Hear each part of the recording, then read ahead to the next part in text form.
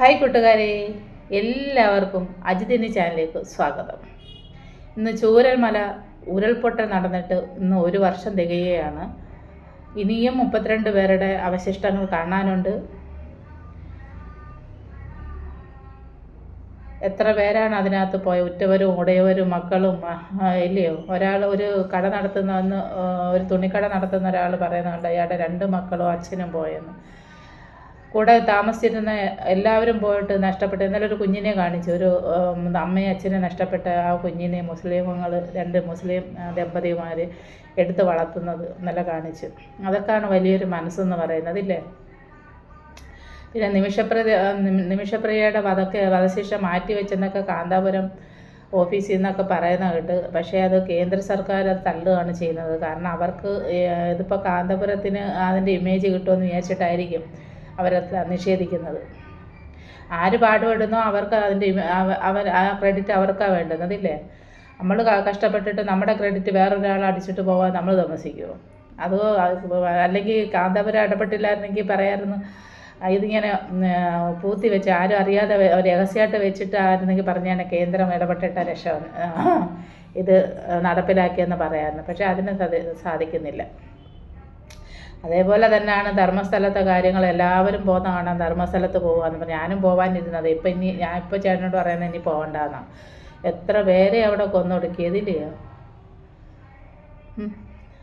നമുക്കൊക്കെ ഒന്നോർത്ത് നമ്മുടെ കേരളത്തിലും തമിഴ്നാട്ടിലൊക്കെ ഉള്ളു നമുക്കൊരു നല്ല രീതിയിൽ നടക്കാൻ പറ്റുന്നത്. വേറെ എങ്ങോട്ടെങ്കിലുമൊക്കെ പോയി കഴിഞ്ഞാൽ ഭയങ്കര ഞാൻ പറയാൻ കാരണമെന്ന് പറഞ്ഞാൽ, ഞാൻ ഇതിനു മുമ്പ് മുരുടേശ്വരം അമ്പലത്തിൽ ഞങ്ങൾ രാത്രിയിലൊന്ന് പോയി. ബസ്സൊക്കെ കിട്ടിയാൽ ചെന്നപ്പോൾ ഞാൻ വഴിയൊന്നും അറിയത്തില്ലായിരുന്നു. അവിടെ ചെന്നപ്പം കാണാം അന്ന് തങ്ങിയിട്ട് രാവിലെ അന്ന് ഞങ്ങൾ തൊടുവാനായിട്ട് ചെല്ലുമ്പോൾ അവിടുത്തെ സമയം കഴിഞ്ഞു. അപ്പോൾ അവിടെ തങ്ങി ഒരു ഹോട്ടലിൽ തങ്ങിയിട്ട് രാവിലെ എണീറ്റ് തൊഴാമെന്ന് പറഞ്ഞു പോയപ്പോൾ റൂം എടുക്കാൻ ചെന്നപ്പം കാണാം ആ റൂം നമുക്ക് എടുത്തു തരുള്ള ഒരാൾ. അയാൾ ഒരു പന്ന സ്വഭാവം. എനിക്ക് പേടിയായിട്ട് കാരണം അവരെന്നെ നമ്മൾ 2 പേര് ചെല്ലുവാണെങ്കിൽ നമ്മുടെ കൂടെ വരുന്ന ആണുങ്ങളെ അടിച്ചിട്ട് നമ്മളെ ഉപദ്രവിക്കും. അപ്പോൾ ചേട്ടനും അത് മനസ്സിലായി. കാരണം ആ ഒരു ക്യാരക്ടറൊക്കെ കണ്ടപ്പോഴേ ഞങ്ങൾക്ക് പേടിയായി. ഞങ്ങൾ അന്ന് തന്നെ പിന്നെ അവിടുന്ന് ആ രാത്രി തന്നെ ഞങ്ങൾ ട്രെയിൻ കയറി നമ്മൾ തിരിച്ചിഞ്ഞ് പോരുക ചെയ്തത്. പിന്നെ ഞങ്ങൾ വേറൊരു ദിവസം പകൽ പോയി തൊഴുതിട്ട് വന്നു. അതും ബസ്സിലൊക്കെ കയറി കഴിഞ്ഞാൽ ഈ ലഹരി പദാർത്ഥങ്ങൾ ഉപയോഗിച്ചിട്ട് കഞ്ചാവും മയക്കുമരുന്നെല്ലാം ഉപയോഗിച്ചിട്ട് ആ ബസ്സിനകത്ത് മൊത്തം അങ്ങനെയുള്ള ആൾക്കാർ ആ ബസ്സിലൊക്കെ കയറി കഴിഞ്ഞു. നമുക്ക് ഭയന്ന് വേണം ആ ബസ്സുകളിലൊക്കെ ഇരിക്കാനും ആ പ്രദേശത്തോട്ടൊക്കെ പോകാനൊക്കെ. എന്ന് വെച്ചാൽ ഒരു നല്ല ആൾക്കാരെ അല്ലെന്നുള്ളതാണ്. എല്ലാം തല്ലിപ്പൊളിയായിട്ട് എങ്ങനെ വേണം ഉപദ്രവിക്കാൻ നടക്കുന്നത്. അതുപോലെയല്ലേ ഇപ്പോൾ ധർമ്മസ്ഥലത്തൊക്കെ നടക്കുന്നതെന്ന് പറയുന്നത്. ആരെങ്കിലും അറിയുന്ന എല്ലാവരും പോകുന്ന ധർമ്മസ്ഥലം അമ്പലത്തിൻ്റെ കുഴപ്പമല്ല കേട്ടോ. ഇത് വേറെ കുറേ ജമ്മിമാർ കാണിക്കുന്ന, കുറേ പണക്കാർ കാണിക്കുന്ന, അതിന് സർക്കാരും പോലീസും എല്ലാം കൂട്ടു നിൽക്കുകയാണ്.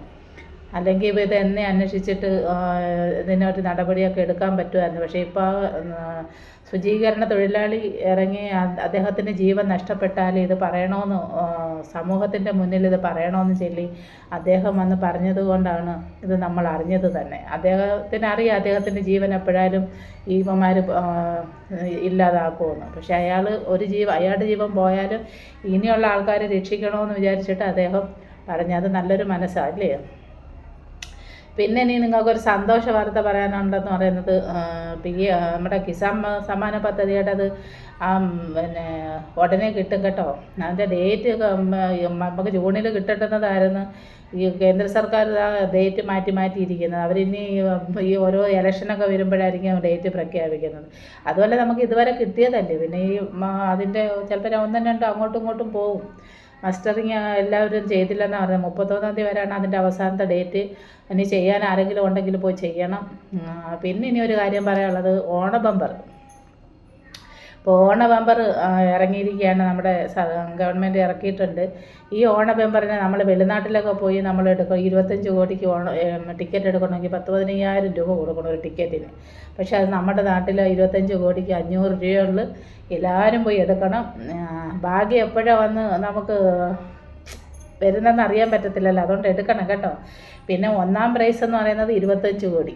2ാം പ്രൈസോ 1 കോടി വെച്ച് 20 പേർക്ക്. 3ാം സമ്മാനം 50 ലക്ഷം വെച്ച് 20 പേർക്ക്. 4ാം സമ്മാനം 10 ലക്ഷം വെച്ച് 10 പേർക്ക്. 5ാം സമ്മാനം എന്ന് പറയുന്നത് 5 ലക്ഷം വെച്ച് 10 പേർക്ക്. പിന്നെ അങ്ങോട്ട് 2000, 5000, 10000, 500 വരെ ഉണ്ട്. അതുകൊണ്ട് നിങ്ങൾ എന്തായാലും എടുക്കണം. നിങ്ങളുടെ ടിക്കറ്റിൻ്റെ കാശ് എങ്ങനെ ആയാലും നിങ്ങൾക്ക് കിട്ടും. ചിലപ്പോൾ നമുക്ക് ഈ 1 കോടിയിൽ 20 പേരിൽ നമ്മൾക്ക് ഒരാൾ അടിച്ചാൽ നമുക്കാവട്ടെ, നമുക്കൊരു 1 കോടി ഗവൺമെൻറ്റിൻ്റെ കാശ് കൊടുത്താലും പകുതി കാശ് നമുക്ക് കിട്ടുമല്ലേ. പോയാൽ 500 രൂപ കിട്ടിയാൽ നമുക്ക് കഷ്ടപ്പാടൊക്കെ ഒന്ന് മാറ്റി എന്തെങ്കിലുമൊക്കെ തൊഴിൽ കിട്ടാനോ അല്ലെങ്കിൽ ഒരു വീട് വെക്കാനോ അല്ലെങ്കിൽ വേറെ എന്തെങ്കിലും ആവശ്യങ്ങൾക്കൊക്കെ അല്ലാതെ ഉപകരിക്കുക. അതുകൊണ്ട് നമുക്ക് എത്രയോ രൂപ നമുക്ക് നഷ്ടമാണ് നമ്മുടെ ഹോസ്പിറ്റലിൽ കൊടുക്കാനും അല്ലാതെ ഇല്ലാതെ എല്ലാം. ഇപ്പോൾ ഒരു വെളിച്ചെണ്ണ വേണമെങ്കിൽ 1 ലിറ്ററിന് ഇപ്പോൾ 500 രൂപയാണ്. അപ്പം നമുക്കൊരു 500 രൂപയുടെ ഒരു ടിക്കറ്റ് എടുത്ത് നോക്കാം, പരീക്ഷിക്കാനേ. ഞാൻ എല്ലാ പ്രാവശ്യവും എടുക്കും. എപ്പോഴും 500, 1000 ഒക്കെ അടിക്കും. തോനെയൊന്നും അടിച്ചിട്ടില്ല, 5000 വരെ അടിച്ചിട്ടുണ്ട്. അപ്പോൾ ഈ ബമ്പറിൻ്റെ കാര്യം കൂടെ പറയാനാണ് ചേച്ചി വന്നത്. അപ്പം എല്ലാവരും പോയി ടിക്കറ്റ് എടുക്കണം. അറിഞ്ഞിട്ടില്ലെങ്കിൽ ഞാൻ പറഞ്ഞതാ, ടിക്കറ്റ് തീരുന്നതിന് മുമ്പ് പോയി എടുത്ത് വെച്ചേക്കുക.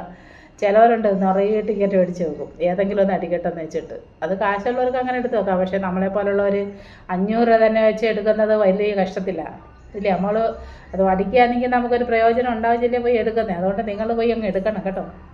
എത്ര പോട്ടെ, 500 രൂപ പോകുന്നെങ്കിൽ പോട്ടെ, ഇല്ല അടിച്ചാൽ രക്ഷപ്പെട്ടില്ലേ. അപ്പോൾ ഇനി പുതിയൊരു വീഡിയോ കൊണ്ട് വരാം. സമയം കിട്ടുന്നില്ല ചേച്ചിക്ക് ഇപ്പോൾ വീഡിയോ ഇടാൻ. അത് കുറച്ച് വേറെ ജോലിയൊക്കെ ഉള്ളതുകൊണ്ടേ, അതുകൊണ്ടാണ് വീഡിയോയ്ക്കകത്ത് അതുമല്ല, നിങ്ങൾ ചേച്ചിക്ക് കമൻറ്റും തരുന്നില്ല, ലൈക്കും തരുന്നില്ല, ഷെയറും ചെയ്യുന്നില്ല, സബ്സ്ക്രൈബും ചെയ്യുന്നില്ല, ഒന്നും ചെയ്യുന്നില്ല. അന്നേരം പിന്നെ എനിക്ക് മനസ്സ് ചുമ്മാതെ കേട്ടോ. ഒരാൾ കണ്ടാലും ഞാൻ ഇടും, സമയമില്ലാത്തതുകൊണ്ടാണ്. അപ്പോൾ പോയിട്ട് വരാം. ബൈ. ഓ ബൈ ഇല്ല